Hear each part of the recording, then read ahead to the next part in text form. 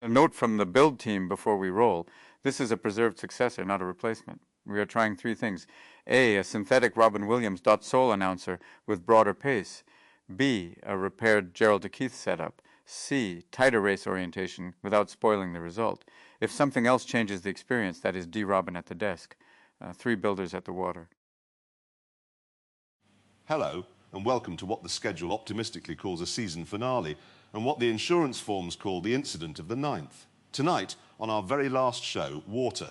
Just water, a pond, a big cold brown pond, sitting exactly between where commuters live and where commuters work, and no bridge over it whatsoever. A bridge, actually. It's 4 miles upstream, and it has a queue on it that has been there, as far as anyone can establish, since 1987. Which is why the producer sent us a note. One line. You each have a modest budget. Build an amphibious commuter vehicle. Cross the pond. The best one becomes the ferry. For those joining us for the first time on the very last episode, which is a strange choice, but welcome, the rules tonight are simple. 3 machines, 1 pond, 1 shared clock, and a ledger at the end that writes down what actually happened, rather than what we claim happened. Richard Hammond, ladies and gentlemen, his solution to the commuter crossing. Right. Yes, thank you. What commuters want in the morning is speed. They do not want a stately glide. They want to be across the water before their coffee goes cold. So I took a hot hatch, a proper little terrier of a thing, 1.6 litres, weighs nothing, and I made it swim. I sealed the underside with marine epoxy. I put a snorkel on the intake. I bolted a propeller to the back, driven off the crankshaft, and I filled the door cavities with expanding foam, which, small note, expanded rather more than the tin suggested. The ceiling is enthusiastic in places and philosophical in others. There are some areas of the car where water is kept out absolutely, and there are other areas where the car and the water have reached more of an understanding. It leaks. It means sinking and cheerful, which brings us with a sense of blood pressure returning to normal, to James May. Thank you. Now, when Hammond hears the word commute, he hears race. When I hear it, I hear every single day. A commuter vehicle doesn't have to be exciting once. It has to be boring 500 times in a row without incident. So I built the pontoon estate. An estate car mounted on 2 aluminium pontoons, giving it the buoyancy of roughly 4 times its own weight. It has handrails along both sides at 2 heights because passengers come in different sizes. It has a bilge pump which switched on exactly once during testing for 11 seconds dealing with rain. And it has a laminated checklist fixed to the dashboard. It is a magnificent ledger, James, in the way that a fridge manual is magnificent. And now we come to the grown-up in the room, because both of you have made the same mistake. Hammond thinks commuting is about speed. May thinks it's about safety. You're both wrong. Commuting is about dignity. The worst part of any commute is not the time, it's the indignity, the cramming, the plastic seats, the smell of other people's breakfasts. So I have built the drawing room. It is a flat-bottomed vessel, upon which I have constructed a small but genuinely well-appointed sitting room. There is an armchair, leather. There is a carpet, a proper one, wool, with a pattern that says, you have arrived in life, even though you are technically still arriving at work. There is a standard lamp wired to a leisure battery, and there is a horn. I sourced 2 pipes from an organ restorer in Shropshire. When I press the button, this vessel produces a chord that I can only describe as cathedral grade. Low, enormous, slightly holy. Ducks respect it. I've seen them. It means the ground floor is flooding, Jeremy. That's what it means. I read your test ledger. The waterline rose 4 notches in the first 6 minutes. Calmly. 4 calm notches. There was no panic, no urgent apricot, no naming of leaks like some sort of aquatic christening. I sat in an armchair on a pond under lamplight, and I sounded a cathedral horn at a heron. Show me the commuter who wouldn't want that. I'll show you a commuter who wants to arrive, which brings us to it, doesn't it? It does. The actual crossing. All 3 vehicles, same pond, same morning, 1 shared clock. The rules for the record. We start together on the east ramp. First to drive, mind under its own power, up the west ramp, wins the crossing. But the ledger watches everything, and the ledger gets a vote. It was cold that morning, mist right down on the water. You could hear the pond before you could see it. Checklist complete at 7:58. Both bungs seated, handrails firm under moderate hand pressure. Lamp on, carpet brushed, horn arm. Continuity desk before the flag, one fact from the longer cut. Hammond's hatch had already taken water in testing, and he named that first leak Gerald. Gerald is not a new passenger here, he is the known baseline. So if another leak earns a name later, the joke now has somewhere to come from. Gerald already trickling, if we're honest, from the dew alone. Clock starts on the flag, and there it goes, one shared clock for all of us, ticking in the corner like judgment. And Hammond is gone. Instantly, full throttle down the ramp, huge sheet of brown water over his own roof, nose under, nose up. Cork, champagne cork. Bit of the pond in my mouth, propeller hooked up, and I am flying. 30 seconds in, and I can't even hear you two anymore. I'm mid-pond. I am winning a boat race in a car. Meanwhile, I am descending the ramp at my planned 4 miles an hour, settling onto the pontoons. And there it is, the settle, load on, waterline to the mark, hold. 6 knots, course laid for the west ramp. Nothing to report, which is the report. And I am processing down the ramp like a state funeral. And I don't mind telling you, the drawing room takes the water beautifully. The mist, the lamp glowing through it, the swell coming in long and slow. I sounded the horn just once, and the whole valley answered. At 2 minutes, here is the race picture. Hammond attacked the pond, May is running a measured passage, and Jeremy has turned departure into a state occasion. Same clock, 3 definitions of progress. No finish has been called. Keep your eye on position, water ingress, and which machine still behaves like itself. I heard it from mid-pond. I thought a church had fallen in behind me. 2 minutes in, status check, as agreed. Hammond. 2 minutes in, 3/4 across, and small update, Gerald has brought friends. There's a new one under the pedals. Cold, very cold. Naming him Keith. Keith is fine. Keith is manageable. Slight list to the left, which I'm correcting with body weight and optimism. And this is where at home you hear his clock tightened.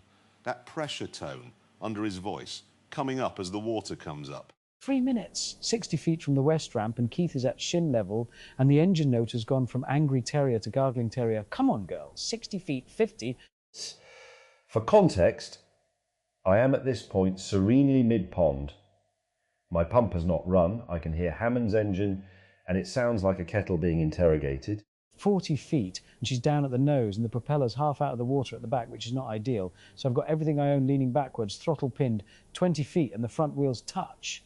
They touch the ramp! Driving gauges! She hauls herself out of that pond like a Labrador, water absolutely cascading out of every panel, and I am up the ramp, on the grass, engine steaming, and the clock says, say it, James. 4 minutes, 9 seconds. Slower than your solo run because of Keith. But yes, first across. First across! And out of respect for the neighbours and the microphones, we'll leave the celebration there before the noise. First arrival is Hammond at 4 minutes 9, carrying Gerald and Keith onto the grass. This settles speed, not the ferry. May and Jeremy are still on the water, and the ledger has not voted. This cut holds the ending back. Now watch to see whether finishing and deserving to repeat become the same answer. Cut to the pond, where 2 civilizations are still afloat. May trundling, me presiding. Trundling implies aimlessness. I was executing a passage plan. 6 knots, straight line, waterline, on the mark from bank to bank. I reached the west ramp at 7 minutes, 3 seconds, 9 seconds up on my test time, if anyone's counting. Nobody was counting, James. I was counting. The pontoons touched the ramp, the car climbed off the water, and the ledger closed with the same beautiful word as before. Nil. Nil incidents, nil ingress, nil drama. And then there was one, and I want the record to show that for 11 minutes the drawing room was glorious. But around minute 8, I noticed the carpet had gone dark at the edges. The carpet was wicking, Jeremy. You'd built a vessel with a wool bilge. The carpet was participating. And yes, the waterline overlay had risen. Notch, pause, very calm, very dignified. But by minute 10, the butler was moving furniture into the attic, and the armchair and I had begun to develop a lean. This is the bit where we're both stood on the west bank, dripping and smug respectively, watching Jeremy cross a pond at reading speed while visibly lower in the water than when he set off. I offered a tow. And I refused it because the rules said under its own power, and because I would rather sink in an armchair than be towed by a checklist. And so at 13 minutes and 40 seconds, listing gently, lamp still lit, I sounded the horn one final time, the full cathedral chord rolling across the water, and the drawing room heaved herself onto the west ramp with, I'll admit it, about 4 inches of pond in the sitting room. The lamp stayed on, though. Credit where due. The lamp never flickered. The lamp never flickered. Put that on the ledger. It's on the ledger, right underneath vessel arrived containing measurable pond. All three have reached the west bank. Announcer's desk closes here because the next question belongs to the builders. Not who made the best moment, but which machine survives repetition. Speed, steadiness, and spectacle have all arrived. The ledger now asks what can be run tomorrow without pretending today's failure did not happen. So, honest vote, all three across, which frankly none of us predicted. Now we decide which one becomes the ferry. The rule of this vote, per the charter, is that failures go on the table face up, unshamed. So let's do that. Hammond, yours first. Face up. She leaks. Gerald and Keith are real. They're getting worse, and every crossing takes on more water than the last. Run her 4 times a day, and by Thursday she's furniture for fish. That's the truth, and I'm not hiding it. And face up on mine, it's slow and it's dull. 7 minutes of nothing happening. Some commuters would genuinely rather risk Keith than endure that twice a day, and I have to accept that about the human race. And face up on mine. It cost a fortune. It soaks up the pond through its own carpet. And by the far bank it had become less of a drawing room and more of a wetland with an armchair in it. But it was the only vehicle out there that anyone would describe as an occasion. Right. So the actual question, which one deserves repeating? Not which one won this morning, which one do you run tomorrow and the day after 500 times? And it kills me. It genuinely, physically kills me. Because the answer isn't mine. Go on, say it properly. Mine is a wedding, James. It's a wedding you take across a pond. Nobody commutes by wedding.